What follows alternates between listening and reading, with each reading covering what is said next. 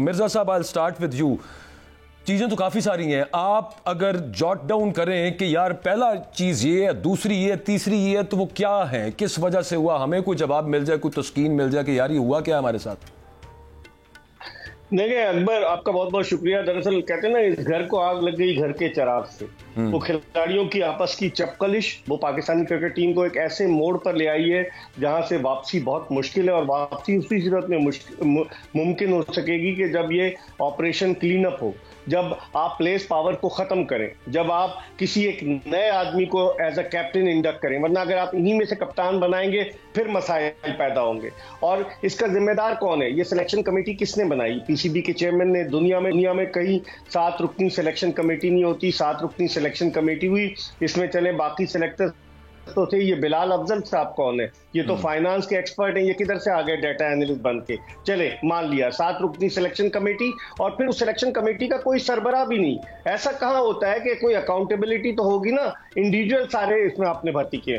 फिर उसके बाद आप कप्तान बाबर आजम को वापस लेकर आए। शाहीन आफरीदी को कप्तान बनाया गया, उस वक्त उसे गलत बनाया गया था। फिर आप बाबर आजम को लेकर आए, उससे बातचीत की और एक आध दिन लगा और उसने कप्तानी कबूल कर ली। उसको पूरी अथॉरिटी के साथ आप कप्तान लेकर आए, क्या रिजल्ट आए? फिर उसके अलावा वहाब रियाज को जो अकबर इन्होंने रोल दिया, वो ऐसा लग रहा था कि डिफेक्टो चेयरमैन है। चेयरमैन साहब की अदम मौजूदगी में सारे शॉट्स वो ही खेल रहा था। वो सीनियर मैनेजर भी बन गया। वो तो शुक्र करे चीफ सेलेक्टर उसका अनाउंसमेंट नहीं किया, क्योंकि मोहम्मद यूसुफ इस सिलेक्शन कमेटी में जो पाकिस्तान के कप्तान रहे और 90 टेस्ट मैचेस खेले, इस वजह से उन्होंने इस खौफ से कि कहीं ये बैकफायर ना कर जाए, उन्होंने जो है उसको सिलेक्टर अनाउंस किया, सिलेक्शन कमेटी का चेयरमैन अनाउंस नहीं किया। तो ये सारी चीजें, और फिर उसके बाद बाबर आजम की जिद, उनकी हठधर्मी, टीम का कॉम्बिनेशन। जो 15 रुकनी स्क्वाड दुनिया में कहा होता है कि 5 ओपनर हो, उसमें 5 ओपनर्स थे इस 15 रुकनी स्क्वाड में। इस 15 रुकनी स्क्वाड में 5 फास्ट बॉलर्स थे। आपने 3 स्पिनर्स रखे और मिडिल ऑर्डर के सिर्फ 2 बैट्समैन रखे। आजम खान की फिटनेस का आपको नहीं पता था, और इफ्तिखार अहमद जो 2015 से इंटरनेशनल क्रिकेट खेले, उनका पता नहीं था कि उन्होंने क्या कारनामे माजी में सर अंजाम दिए। तो मेरे ख्याल में ये सारी चीजें इकट्ठी हुई और ये पाकिस्तानी क्रिकेट टीम की मायूस कुन कारकर्दगी का सबब बनी। अब देखें, आप पीछे की तरफ पलट के देख रहे हैं। आपने मोहम्मद आमिर को बुला लिया 4 साल के बाद, अगस्त 2020 में आखिरी T20 खेला, फिर 10 मई को वो पाकिस्तान की जानिब से 10 या 12 मई को T20 खेला, पहला तो नहीं खेला। सुना है सर, वो दोबारा रिटायरमेंट का ऐलान करने लगे बुला लिया। इमाद और आमिर। जी, मैं उसी तरफ आ रहा था अकबर बाजवा। वही खबर वो यही है कि वो दोनों इस मैच के बाद जो कल होगा उसके बाद रिटायरमेंट का ऐलान करेंगे। तो कौन खिलवाड़ कर रहा है पाकिस्तानी टीम से? जिसका जब दिल चाहे पाकिस्तानी टीम में वापस आ जाए। आपको मिसाल याद है AB डिविलियर्स की? वर्ल्ड कप से पहले उन्होंने रिटायरमेंट का ऐलान कर दिया था और उन्होंने क्रिकेट साउथ अफ्रीका से रिक्वेस्ट की कि मैं वापस आना चाहता हूँ। कितना बड़ा प्लेयर था, उन्होंने उसे नहीं लिया। हमारे यहाँ हम पता नहीं कि या तो हमारा टैलेंट नहीं है या इनकी पर्चियां इतनी स्ट्रांग है। क्योंकि आपको याद होगा आमिर जो थे और वहाब रियाज पीसीबी के चेयरमैन के चैनल पर बैठे हुए थे पहले माजी में, एज एन एक्सपर्ट बैठे हुए थे। तो आखिर क्या है, मेरी समझ में नहीं आ रहा। ये मामला बहुत गंभीर हो चुके हैं और इनका हल उसी सूरत में मुमकिन है कि जब एक ऑपरेशन क्लीन अप करें। आप ऑपरेशन क्लीन अप कैसे होगा? आप तो देखें, पीसीबी के चेयरमैन ने तो फौरन लोगों के रिसेंटमेंट से, उनकी जिसे कह जाइए कि दिल बर्दाश्ता होने की वजह से, उनकी तनकीद से बचने के लिए उन्होंने ऐलान कर दिया सर्जरी होगी। यानी कि उन्होंने अपने सर से बोझ उतार दिया और कहा कि सर्जरी होगी। इट मींस के सारे लड़के रिस्पॉन्सिबल हैं और कोई रिस्पॉन्सिबल नहीं है। वहाब रियाज रिस्पॉन्सिबल नहीं है, बाबर आजम रिस्पॉन्सिबल नहीं। कौन है इसका रिस्पॉन्सिबल? बड़ी गंभीर सूरत हाल है अकबर बाजवा साहब। अच्छा, मैं सर उसमें वैसे देखने वालों के लिए जो बिलाल अफजल साहब जो है डेटा एनालिस्ट जो है, वो आपको पता ही है। वैसे देखने वालों के लिए बता दूं कि ये पाकिस्तान के एक बड़े मीडिया ग्रुप के हेड, मीडिया टाइकून के दामाद हैं। एक्चुअली ये निगरान सेटअप में भी थे यहाँ पे। चेयरमैन पीसीबी साहब का कोई वहीं से उन शख्सियत के साथ भी एक अच्छा ताल्लुक है, तो यहाँ पर भी एक ताल्लुक है। वहाब रियाज के साथ आखिर क्या ताल्लुक है, क्या मामलात हैं कि क्यों वहाब रियाज साहब हम पे कुछ तवक्को है आपको? अभी जैसे मिर्जा साहब बात कर रहे थे, मुझे तो नहीं है, उनको भी नहीं लग रही कि खिलाड़ी को इधर से उधर कर दें, सेंट्रल कॉन्ट्रैक्ट से निकाल दें किसी को और ये सर्जरियां चलती रहेंगी जहां पे असल जरूरत सर्जरी की वो शायद नहीं होगी। वहाब रियाज की बात कर रहा हूँ। आकिब देखें अकबर भाई, ये जो मिर्ज़ा साहब ने बड़ा अच्छा एलेबोरेट किया चीज़ों को। वहाब रियाज का मामला बड़ा संगीन किस्म का है, इसको जल्द अज जल्द सॉल्व आउट करना होगा। अदरवाइज़ हमारी क्रिकेट पे जो है ना वो मतलब मज़ीद तबाह हो जाएगी। इस वक्त अनऑफिशियली चीफ सिलेक्टर भी वहाब रियाज ही हैं।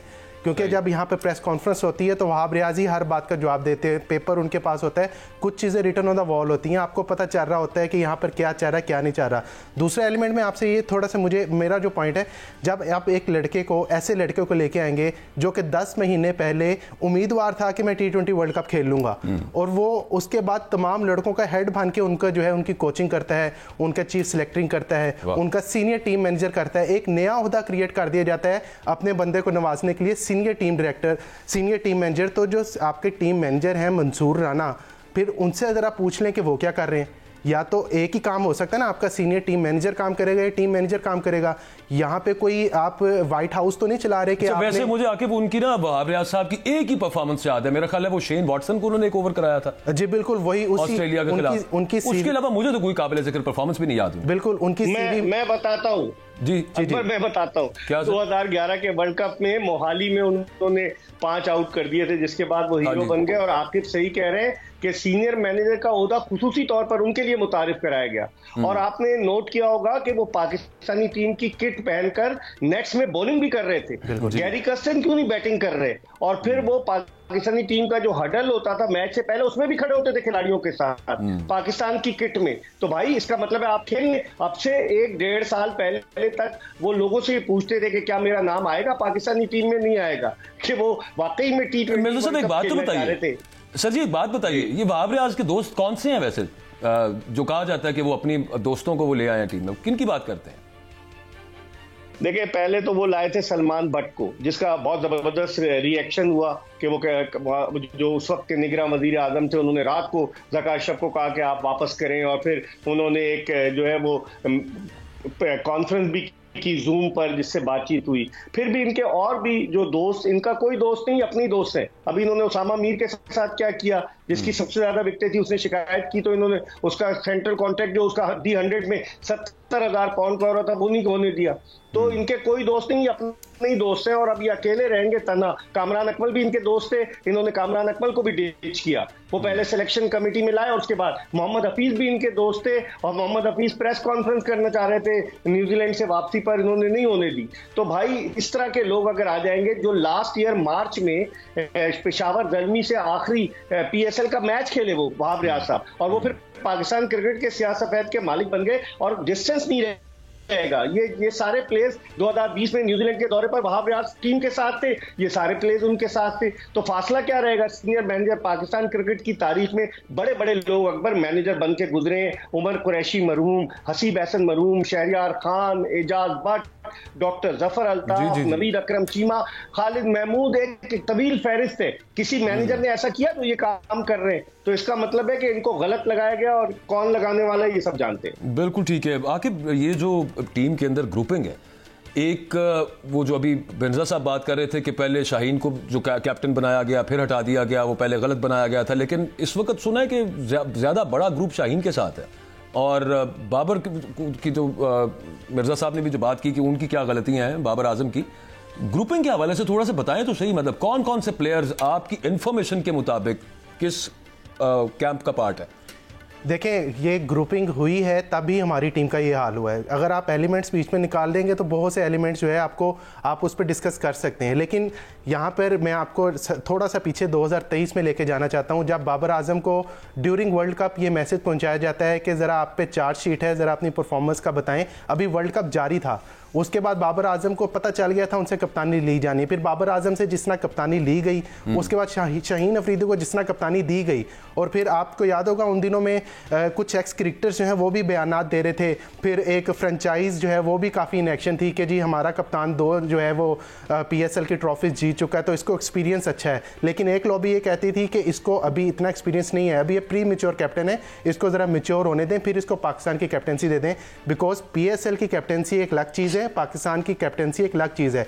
फिर शाहीन अफरीदी को जो है वो एक सीरीज़ थी न्यूजीलैंड के खिलाफ, उसके बाद उनको बताए बगैर, उनको कॉन्फिडेंस में लिए बगैर बाबर आजम को कप्तानी दे दी। तो उसके बाद जो है टीम में ग्रुपिंग की खबरें जो है वो वाजिया हो गई। और ये तो बड़े क्लोज थे दोनों, इनमें से तो हवा नहीं थी गुजरती किसी। देखें, आपको याद होगा एक ट्रेंड चला था सोचना भी मना है। ये वो टीम थी जो एक दूसरे पे जान देने को तैयार थी। जब बाबर आजम के जो है नाजिम सेठी जब थे, उन्होंने हल्की सी बात की कि बाबर आजम को शायद कैप्टनसी से हटाया जा सकता है या इस तरह की, तो ट्रेंड चला सोशल मीडिया पे कि सोचना भी मना है। अच्छा। आज यही लड़के एक दूसरे के बारे में सोचना पसंद नहीं करते, तब दूसरों को कहते कि सोचना भी मना है। आज यही लड़के दूसरे को सोचना भी पसंद नहीं करते।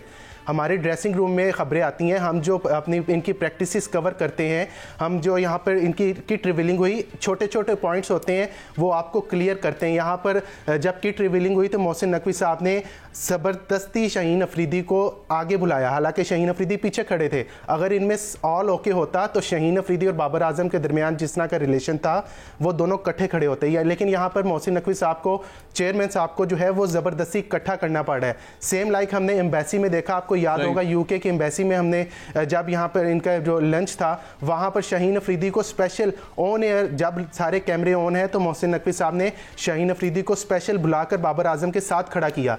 तो ये चीज़ें होती हैं, ये चीज़ें एक जिस तरह की परफॉर्मेंसेस हैं और जो बातें निकल रही हैं, ये एक ट्रू फैक्ट है कि इस वक्त टीम जो है ग्रुपिंग का शिकार है। और ग्रुपिंग ऑब्वियसली यूनिट बन के नहीं खेल रही, एक यूनिट बन के नहीं। मिर्जा साहब, शायद अफरीदी साहब का भी आपने बयान यकीनी तौर पे सुना होगा।